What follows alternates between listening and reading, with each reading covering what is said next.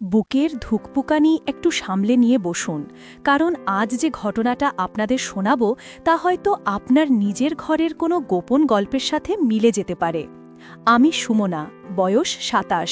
আয়নার সামনে দাঁড়ালে যখন নিজের ভরাট শরীরটা দেখি, পরনে থাকে হয়তো এক প্যাচি করে পরা পাতলা সুতির শাড়ি, আর সেই শাড়ির ফাঁক দিয়ে উঁকি দেয় আমার কোমরের ভাঁজ, তখন নিজেই বুঝি কেন আমার দিকে তাকালে পুরুষদের চোখ আটকে যায়।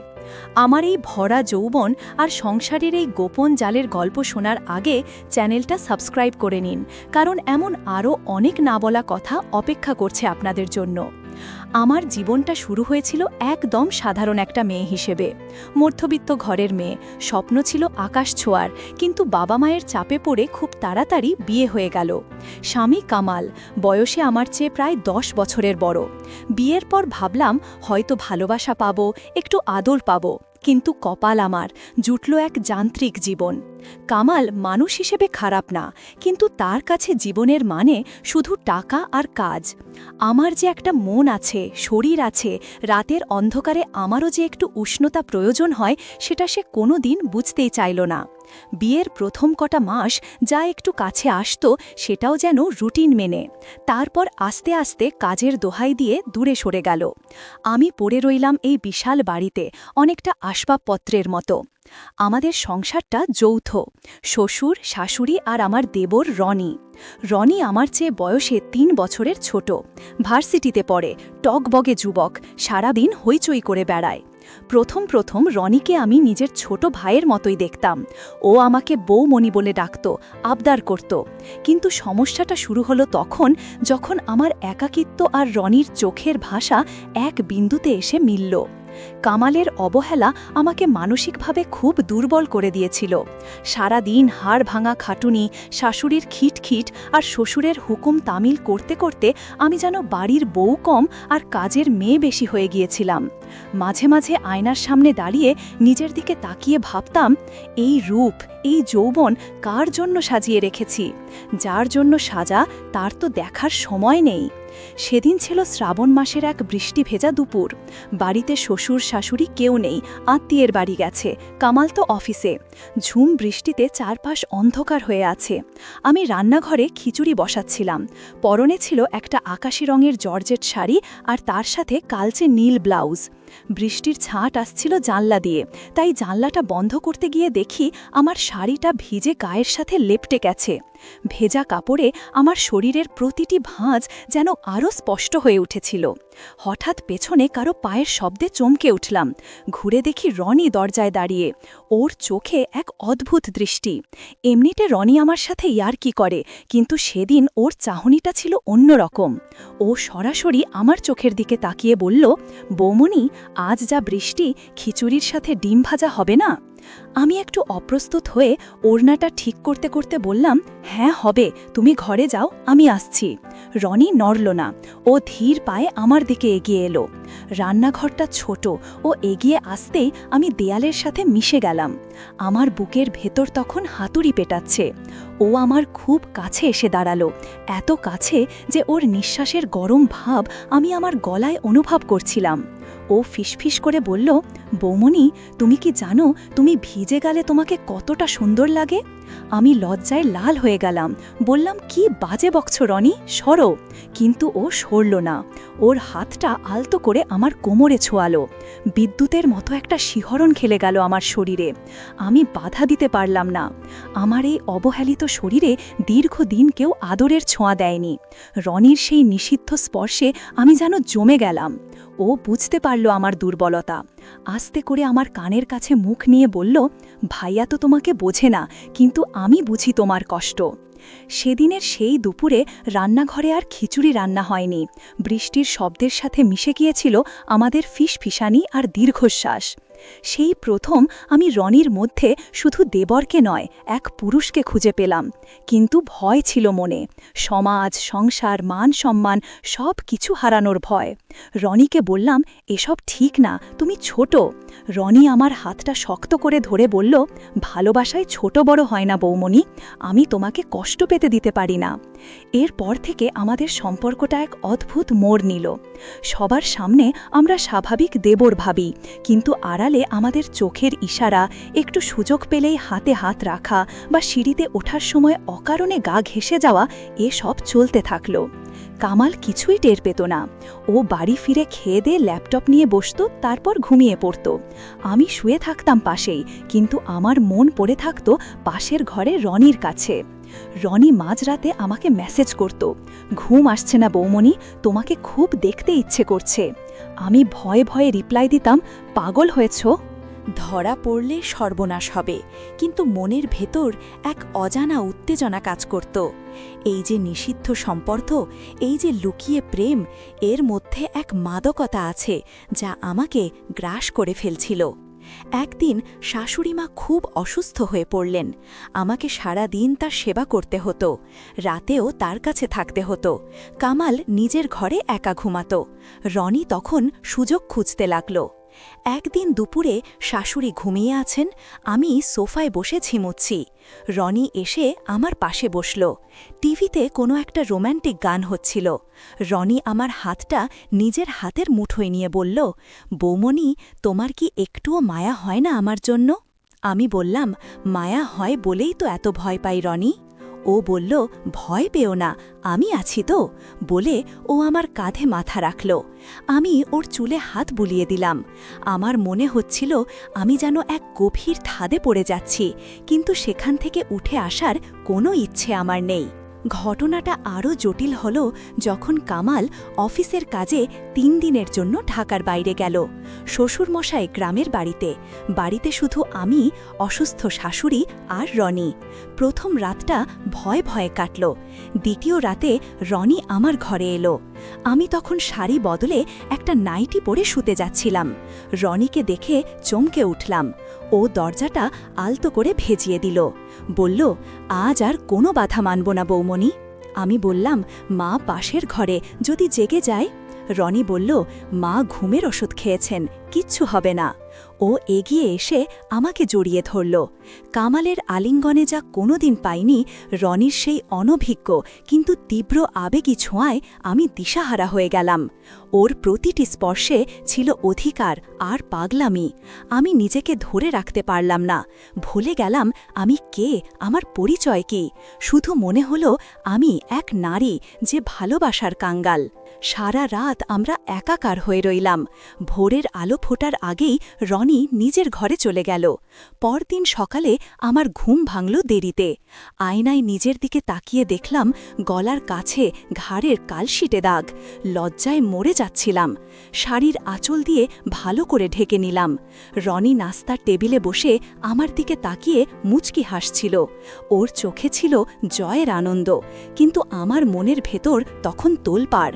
আমি কি ঠিক করলাম না ভুল করলাম? পাপ বোধ আমাকে কুড়ে কুড়ে খাচ্ছিল। আবার একই সাথে গতরাতের সেই সুখস্মৃতি আমাকে আচ্ছন্ন করে রাখছিল। কামাল ফিরে আসার পর আমার আচরণে একটু পরিবর্তন এলো। আমি আগের চেয়ে অনেক বেশি সচেতন হয়ে গেলাম। কামালকে খুশি রাখার চেষ্টা করতে লাগলাম, যাতে ও কোনো সন্দেহ না করে। কিন্তু রনি ছাড়ার পাত্র নয়। ও সুযোগ পেলেই আমাকে ব্ল্যাকমেল করতে শুরু করল।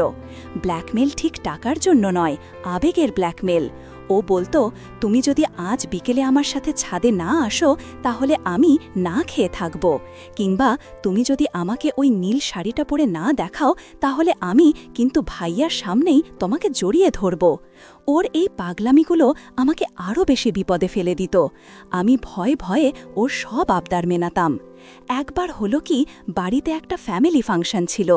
অনেক আত্মীয় স্বজন এসেছে। আমি সারা দিন কাজ করছি। লাল বেনারসি শাড়ি পরেছিলাম, সাথে পিঠ খোলা ব্লাউজ। সবাই আমার রূপের প্রশংসা করছিল। আমি লজ্জায় রাঙা হয়ে যাচ্ছিলাম। রনি এক ফাঁকে আমাকে রান্নাঘরের স্টোর রুমে ডেকে নিয়ে গেল। আমি বললাম, পাগল হয়েছ, বাইরে কত লোক। রনি বলল, লোক থাকলেই তো মজা, কেউ ভাববে না আমরা এখানে। ও আমাকে দেয়ালের সাথে চেপে ধরে আমার ঘাড়ে মুখ ডুবিয়ে দিল। আমি ভয়ে কাঁপছিলাম, কেউ যদি দেখে ফেলে। কিন্তু রনির তাতে কোনো ভ্রুক্ষেপ নেই। ও বলল, তুমি আজ যা লাগছে না বৌমনি, ইচ্ছে করছে সবাইকে বলে দিই তুমি শুধু আমার। আমি ওর মুখ চেপে ধরলাম, বললাম, চুপ করো, কেউ শুনে ফেলবে। ওর চোখ তখন নেশাতুর। কোনো মতে ওকে বুঝিয়ে শান্ত করে বাইরে পাঠালাম। আমার দুঃখ তখনও ধক ধক করছে। শাড়ি ঠিক করে বাইরে এসে দেখি কামাল আমাকে খুঁজছে। ও বলল, কোথায় ছিলে এতক্ষণ? আমি আমতা আমতা করে বললাম, স্টোর রুমে কিছু মশলা খুঁজছিলাম। কামাল বিশ্বাস করল, কিন্তু আমার মনে হলো আমি যেন আগুনের ওপর দিয়ে হাঁটছি। দিন যত যেতে লাগলো আমাদের এই গোপন সম্পর্ক আরও গভীর হতে লাগলো। আমি বুঝতে পারলাম আমি রনির ওপর মানসিকভাবে নির্ভরশীল হয়ে পড়েছি। কামালের সাথে আমার সম্পর্কটা শুধু সামাজিকতার খাতিরে টিকে আছে, কিন্তু আমার আসল সুখ, আমার আসল জগৎ এখন রনিকে ঘিরে। রনিও আমাকে ছাড়া কিছু বোঝে না। ভার্সিটি থেকে ফিরেই ও সোজা আমার কাছে চলে আসে। রান্নাঘরে আমাকে সাহায্য করার নাম করে আমার পাশে দাঁড়িয়ে থাকে। মাঝে মাঝে শাশুড়ির চোখ এড়িয়ে আমরা ছাদে যাই। বিকেলের পড়ন্ত রোদে রনি আমার কোলে মাথা রেখে শুয়ে থাকে। আমি ওর চুলে বিলি কেটে দিই। ও বলে, বৌমণি, আমি চাকরি পেলে তোমাকে নিয়ে পালিয়ে যাব। আমি হাসি, কিন্তু মনে মনে দীর্ঘ শ্বাস ফেলি। জানি সেটা সম্ভব নয়। এই সমাজ, এই সংসার আমাদের এই সম্পর্ককে কোনো দিন মেনে নেবে না। আমাদের কপালে লেখা আছে শুধু গোপন দীর্ঘশ্বাস আর চুরি করা মুহূর্ত। কিন্তু পাপ কখনো চাপা থাকে না। একদিন দুপুরে আমরা যখন নিজের ঘরে একটু ঘনিষ্ঠ অবস্থায় ছিলাম, হঠাৎ শাশুড়ি মা দরজায় ধাক্কা দিলেন। আমরা ছিটকে সরে গেলাম। আমি দ্রুত শাড়ি ঠিক করে দরজা খুললাম। শাশুড়ি সন্দেহ ভরা চোখে তাকালেন, বললেন, এতক্ষণ দরজা বন্ধ ছিল কেন? আমি বললাম, মা, কাপড় পাল্টাচ্ছিলাম, আর রনি ভাই এসেছিল কিছু দরকারি কথা বলতে। শাশুড়ি কিছু বললেন না, কিন্তু তার চোখ দেখে বুঝলাম তিনি কিছু একটা আঁচ করেছেন। এরপর থেকে তিনি আমাদের উপর কড়া নজর রাখতে শুরু করলেন। রনিকে বকাঝকা করতেন আমার আশেপাশে ঘুরঘুর করার জন্য। আমাকেও নানাভাবে কথা শোনাতেন। আমি খুব ভয়ে থাকতাম। রনিকে বললাম, আমাদের এবার সাবধান হওয়া দরকার, মা সন্দেহ করছেন। রনি বলল, বুড়ি কিচ্ছু করতে পারবে না, তুমি শুধু আমার পাশে থেকো। রনির এই অতিরিক্ত আত্মবিশ্বাস আমাকে ভাবাতো ও খুব বেপরোয়া হয়ে উঠছিল। আমি বুঝতাম এটা বয়সের দোষ, ও পরিণাম ভাবছে না। কিন্তু আমি তো জানি ধরা পড়লে আমার কি হবে। কামাল আমাকে মেরে ফেলবে বা বাড়ি থেকে বের করে দেবে। আমার বাবা মায়ের সম্মান ধুলোয় মিশে যাবে। এই দোলাচলের মধ্যেই একদিন কামাল আমাকে বলল, সুমনা, রনিকে নিয়ে মা খুব কমপ্লেন করছে। ও নাকি সারা দিন তোমার পেছনে ঘোরে। ব্যাপারটা কি? আমি আকাশ থেকে পড়লাম। বললাম, মা বয়সের ভারে কি বলতে কি বলেন। রনি তো আমাকে নিজের মায়ের মতো শ্রদ্ধা করে। কামাল আমার কথা বিশ্বাস করল কিনা বুঝলাম না, কিন্তু ও চুপ করে গেল। আমি বুঝলাম বিপদ ঘনিয়ে আসছে, আমাকেই কিছু একটা করতে হবে। রনিকে অনেক বোঝালাম, বললাম, তুমি এবার বিয়ে করো, নিজের জীবন গোছাও। রনি রেগে গেল, বলল, তুমি আমাকে তাড়াতে চাইছো? আমি বিয়ে করলে তোমার কি হবে? আমি বললাম, আমার যা হবার হবে, কিন্তু তোমার জীবনটা নষ্ট হতে দিতে পারি না। রনি খুব অভিমান করল, দুদিন আমার সাথে কথা বলল না, না খেয়ে রইল। আমি আড়ালে গিয়ে ওকে খাবার দিয়ে আসতাম, হাতে পায়ে ধরতাম। শেষেও শর্ত দিল, ঠিক আছে, আমি সব মেনে নেব, কিন্তু মাসে অন্তত একবার তোমাকে সম্পূর্ণ আমার হতে হবে। আমি নিরুপায় হয়ে রাজি হলাম। এভাবেই চলতে লাগলো আমাদের এই অদ্ভুত, নিষিদ্ধ আর যন্ত্রণাদায়ক সম্পর্ক। বাইরে আমি এক আদর্শ গৃহবধূ, আর ভেতরে ভেতরে আমি এক পাপী নারী, যে নিজের দেবরের সাথে অবৈধ সম্পর্কে লিপ্ত। কিন্তু বিশ্বাস করুন, এই পাপের মধ্যেও আমি এক অদ্ভুত শান্তি খুঁজে পেয়েছিলাম। রনির ভালোবাসা আমাকে নতুন করে বাঁচতে শিখিয়েছিল। ওর ছোঁয়ায় আমি অনুভব করতাম আমি শুধু একটা শরীর নই, আমারও একটা মন আছে যা ভালোবাসা পেতে চায়। গল্পের এই পর্যায়ে এসে আপনাদের হয়তো মনে হচ্ছে আমি খুব খারাপ একটা মেয়ে, ছি ছি করছেন হয়তো।